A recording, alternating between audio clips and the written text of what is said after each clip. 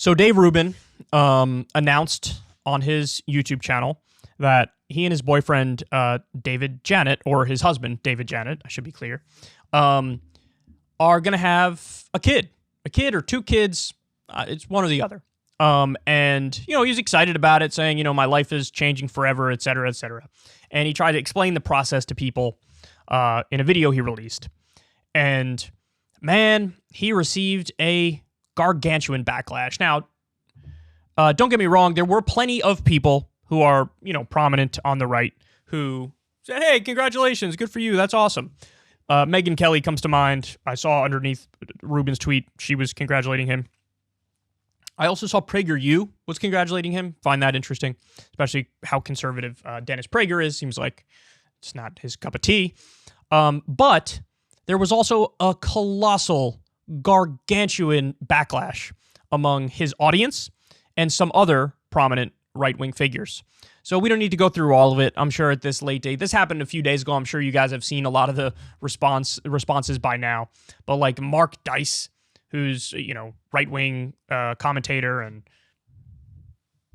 conspiracy theorist, he was all in on criticizing Dave Rubin and calling out other hosts on The Blaze who he was saying, like, look at you, you cucks, you're not condemning this just because he works at the same organization with you and you're friendly with him, but he's violating like this core conservative principle here, and how dare you? So Mark Dice went off. You had Milo Yiannopoulos posted something that was like, disgusting, these people should be executed. Oh, Jesus Christ, dude. And this, by the way, Milo was on Dave Rubin's show. Milo was on Dave Rubin's show before, of course, the 1001 scandals and et cetera, when he was effectively, vanished from the public consciousness and deplatformed from everywhere in sight. So Rubin goes out there, announces it, gets massive backlash. I was reading through on Twitter a lot of the just like random people on Twitter who were replying to it, and it was vicious, man. Some people were like, look, kids need a mother and a father, period. I'm against this. There was a lot of that going on. There was this meme that was floating around of like people comparing, a gay couple having a kid to like enslavement and to buying a human being. Just nat IQ shit. Extreme social conservatism and authoritarianism, just people ripping it to shreds. Now, many people would make the argument, hey man, Dave Rubin made his bed and now he's going to sleep in it. Because he did. He cultivated this audience that is a very, very conservative audience. And so he may have thought, hey, the right has now come to totally accept gayness. But in reality, it's a lot more complicated than that. There's still a split. There were some, like I said, who defended him. Okay, good for them. Fair enough.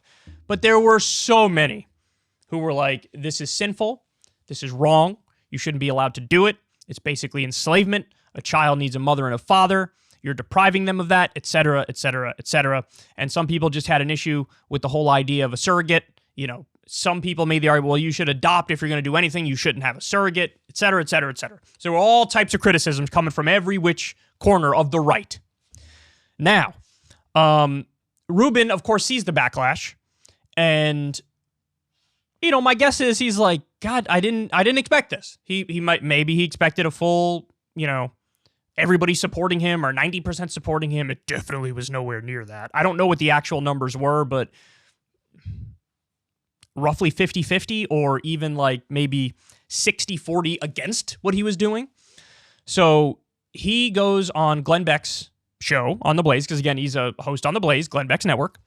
And he really, really debases himself here, trying to talk about the backlash and explain himself. And Glenn Beck is trying to get in to like temper down, emotions. But Glenn Beck says a lot of really condescending and patronizing things here. So let's take a look and then I'll react. I get why the right has these, what I would argue are often legitimate fears, because the left does not stop eating civilization. Correct. And think about what an unfortunate position that puts us in, because then someone like me can make an announcement like this, then good, decent, thoughtful conservatives, some of faith, maybe some not of faith, whatever it is, could reach out and say, boy, this is what an interesting opportunity, and sure, it's a little different, and whatever, all the love that you and the Blaze guys and everyone else are giving me. And then there's this other part that's legit, which is, if we move the line, they're going to keep going. And I don't know what the answer to that is. Dave. I honestly don't, because that has nothing to do with me and how I'm going to live my life. I think, and this is why I wanted to have you on, because I don't have an answer. I am, you know me, I'm a deeply religious man, and my religion says man and a woman, that is the basic building block of family. We're probably the clearest church on this, because it's been in our doctrine for 200 years. So we're very clear on that. But that's marriage and relationships, and that's what I believe. But I also know God created you just like he created me, flaws and all. I believe I have a gene, they've never found it, that makes me very susceptible to alcoholism because it runs in my family. So does craziness, but it runs in my family. The same thing with things that I don't understand. And if we can't have a conversation about things that we don't necessarily understand and probably won't until we get to the other side, we have to just work it out together and be able to say, Dave, I disagree, or I don't know what the answer is, but I love you. Ooh, wow. That was very, very sad. So let's go through this. Rubin makes the argument, I get why the right has legitimate, he says, uses the word legitimate fears, because the left does not stop eating civilization. This is quite a time to go after the left, when the left is across the board correct on this and supportive of these, babies having a loving family. Nobody on the left that I've seen is in principle against gay marriage, and certainly you guys having kids. Everybody's okay with that. Everybody's supportive of that. So it's a weird time to say, well, the right has legitimate fears because the left does not stop eating civilization. So what's the argument? He's trying to say, well, if we move the line to allow what I'm doing here, well, who knows where they're going to move the line next? And what I would press him on is, okay, so what are you afraid of? Please go on. What are you afraid of? Are you afraid of a trans couple being able to raise kids? And is that something you would oppose?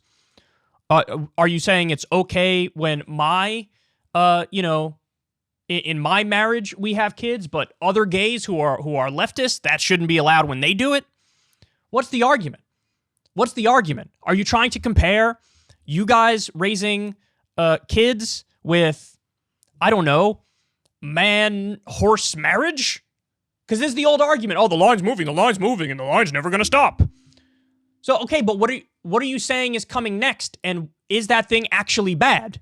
What are we talking about here? And is the line actually going to move to the place where you're pretending it's going to move to? But again, he uses the word legitimate. I guess why the right has legitimate fears. Dave, I hate to break it to you, but a lot of these people who are coming after you on this front, their fears are not legitimate at all. In fact, I've seen a study which says that kids do really well if they have gay parents, that they thrive, that there is no downside to having two parents of the same sex. Now, I'm sure Dave Rubin knows this. I'm sure he's seen that study. Why are you not making that point? Why are you not making that argument? He's tap dancing around it and trying to be gentle with his response here. Why are you being gentle? Why can't you just say, hey guys, I'm right, what I'm doing is okay, and you are wrong? There's a time for straight talk. There's also a time for making a soft argument, right? This isn't that time. You have people who are just wrong about this. Why can't you just say, you are wrong about this? Then he says, look, I make this announcement in good, decent conservatives. Many of them like it, but then a lot of them say, hey, if we move the line, they're going to keep moving it. And again, I would say, where's that line going? Why do you think that's necessarily bad? Why are you soft pedaling this? Make an argument for what you're doing here. This is your life. And people are saying, we don't like what you're doing, or we hate you as a result of it. And you're like, oh, okay, maybe let's have an open conversation about this, please. And then Glenn Beck, oh my God, he tries to come in to pour water over the fire, but he ends up pouring gasoline on it. He goes, my religion is the clearest on this. He's a Mormon. He goes, my religion says man, woman. Then he says, but that's marriage and relationships. Wait, whoa. So I thought at first he was going to say, that's just marriage, but I'm okay with civil unions. I'm okay with you getting all the benefits legally of marriage without calling it marriage. I thought he was going to go in that direction. He didn't. He said, look, my religion says man, woman, but that's just marriage and relationships. So now even gay relationships are off the table? Even that's something that you say is bad? And then he drops the bomb on everybody. He says, I know God created you like he created me, flaws and all. So like, for example, I think I have a gene that makes me susceptible to alcoholism and craziness. Oh, God. Homeboy is comparing homosexuality to alcoholism and craziness. So in other words, his point is, you are defective. You're a defective person. You have these traits, which are bad traits, which are not good, which are detrimental, which everybody should oppose. Nobody's pro-alcoholism and pro-craziness. So he's sort of making the argument like, really, nobody should be pro-gay. You're sinning. You should admit it's a sin. And maybe I accept that you're a sinner, but it is a sin. That's the point that he's making. That Rubin is defective because of his sexuality, which is exactly the kind of bigotry that just typified what the right was all those years where they were openly against gay marriage. Openly against it. And now, apparently, it's still either half or majority that's against it, but they're just, ironically, in the closet about those feelings because we already have gay marriage and the gay rights movement has made giant gains. So now they got to sort of hide it a little bit that these are the things that they really believe. But the second they were given an opportunity, boom, all that latent bigotry comes screaming out, comes roaring out. And then my favorite is at the end, Glenn Beck makes the argument, look, man, like, yeah, you're sinning. Yeah, what you're doing is wrong, but I also love you as a person, so we have to have a conversation about this stuff and work it out. I love this because it's almost a parody of the idea that, bro, I'm in favor of open dialogue and discourse, bro. Like, I'm just open-minded. I just want to have conversations, bro. Which on the one hand, look, that's absolutely a good thing in most areas and on most issues when you're discussing most policies. But every now and then, there's an issue where people who are correct need to look at the ones who are wrong and say, you're fucking wrong about this. Because, okay, here's a great analogy. What if we were having the conversation right now about interracial marriage? What if that was the conversation? And Glenn Beck took the same line. Look, man, it's sinful. Interracial marriage is sinful. It's wrong. It's bad. You're defective if you want to do it, but if I happen to like you as a person, we just got to have conversations and work it out. Everybody would look at that and say, that is the dumbest, that's bigotry that you're barely putting a happy face over. That's what it is. Everybody would say, oh, you're against interracial marriage, you're against miscegenation? That's just bigotry. Doesn't matter how nice you are about it or how much you try to, get the rough edges off of it. It's that. But this is an area where they're equally wrong and they're just soft pedaling it and they're dancing around it. And by the way, I read the replies to Glenn Beck's tweet and his own audience isn't buying it. People were unsubscribing from the Blaze and saying, this guy isn't really religious. This guy doesn't believe, isn't a conservative, because no conservative could be okay with this. No conservative is okay with, a gay married couple raising kids, having kids. See, look, again, this is the most important point. The open-minded conversations, the free exchange of ideas and all that stuff. On most issues, in most areas, it makes perfect sense. You want to have that back and forth. You want to have that dialogue. You want to work something out, of course. But every now and then, you want to stare down the mob and say, you're fucking wrong. You're fucking wrong and you're being silly. You're being ridiculous. If somebody casually floats the idea of maybe we drop nukes on a bunch of civilians right now. You don't go, well, we need to have conversations and work it out, and then maybe we can come to some sort of glorious agreement and maybe find some middle path. No, you go, that's fucking crazy. That's fucking wrong. If somebody says, I'm pro Al-Qaeda, you go, you're a fucking psycho and you're wrong. By the same token, if somebody says, I'm against gay marriage or I'm against a gay married couple having children, you don't say, well, you have some legitimate fears because the left is really bad and they don't stop eating civilization. You say, you're fucking wrong, and here's why you're wrong. Here's the study about gay parents raising kids in a way that is very fruitful and successful, and the kids are happy and well-adjusted. Here's another argument for you. Fuck off, get out of my life. What about personal freedom and individual choice? What about that? What about that? I can't have personal freedom. I can't have individual choice because your opinion of my lifestyle and my being is that I'm defective or it's akin to alcoholism or craziness. He doesn't have it in him because he cultivated this audience of pretty far right people. And now he doesn't have it in him, probably because he fears the subscriber loss or the view count drop or whatever. He doesn't have it in him to say, you're fucking wrong. Here's why you're wrong, and let me explain it. Now, look, if he were to do that, he probably would lose subscribers. He probably would lose viewers. But he'd also be able to fucking sleep at night and put his head down on the pillow and say, you know what? I told everybody what I really think for once. You know? And I know being in this position as a host that, sure, 95% of the time I'm saying stuff and most of you guys like it, right? But every now and then there's 5% of the time I'm going to say something I know that most of my audience disagrees with, but you got to fucking say it. You have to say it. Because you have to be true to yourself. You have to be honest. You have to be authentic. And that's the only way in the long run that anything ever works in, the media business. If you're some sort of public figure who has takes on politics stuff. The only way it's going to work is if you're always being honest, always being authentic, always being true to yourself, even if every now and then you have to say something that 90% of your audience is like, I don't agree. Okay, too bad. Now I'm going to tell you why I think I'm right on it. Like I said, most areas, it's okay to have that dialogue, that free expression, that exchange of ideas, etc. But every now and then, it's time to puff your chest out and say, you're fucking wrong and you're way wrong and it's pathetic how wrong you are right now.